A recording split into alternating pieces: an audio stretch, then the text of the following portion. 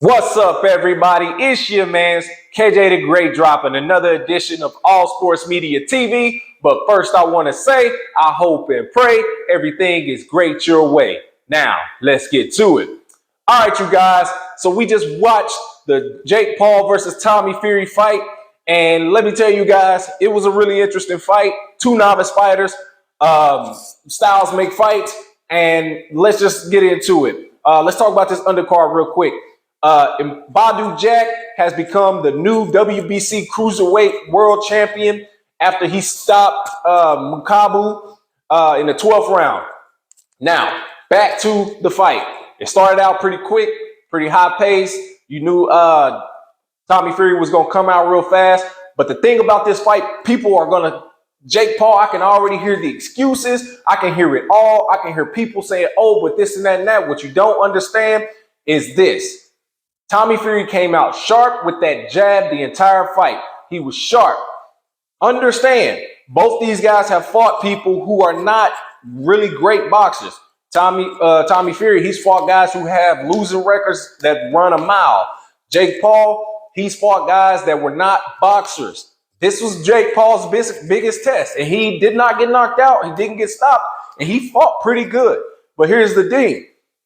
When the later rounds started to kick off, you can see it in Jake Paul. He started to get a little sluggish, a little lackadaisical with his punches. He was landing that overhand right at times. He was throwing, and he did get the knockdown. He caught Tommy Fury coming in. He caught him off balance and knocked him down. But that comes after losing early rounds, and losing a point. The referee was too involved for my liking, I'll be honest. He took a point away from Jake Paul at first. Then he for hitting in the back of the head. Then he took a point away from Tommy Fury for holding. So there's no excuses on that. Both of them lost the point. Whatever. Jake Paul got the knockdown. But by the time this knockdown came, he had already been down too far on the cards. I scored the fight myself. I actually thought it was a pretty good margin. I thought it was about 76, 74, 76, 73 around there. That's because they lost a point, so you have to score it in that range. But it was stated during the fight that if Jake Paul won, there was no rematch clause. But if Tommy Fury won, there's a rematch clause. So, with that being said, Jake Paul did state that he always wanted to fight Tommy Fury here in America. So if Tommy Fury can get his issues worked out and all of that stuff going on to where he couldn't come in the country, then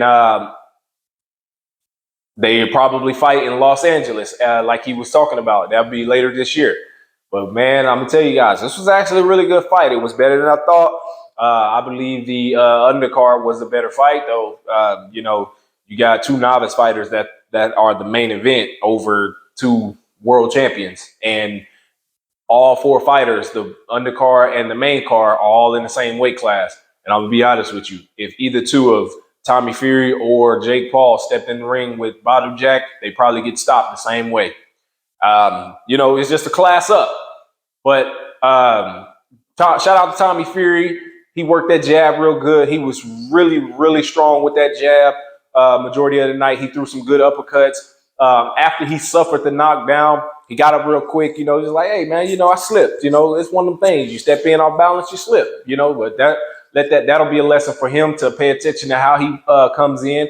But when he got up, he didn't stay on his back foot because, of course, he wasn't hurt. He came forward, and him coming forward could have probably turned the judges on like, oh, we're gonna mark that up. We're gonna mark that back up. So, it happens like that sometimes in boxing. You get knocked down and a person, they'll be on the back foot, just trying to weather the storm or survive the rest of the round. But that didn't happen with Tommy Fury. And he made his point. He told him, you're not going to knock me out. And, although both of these guys, they did predict a knockout by the fourth round, I didn't feel it was going to come to a knockout.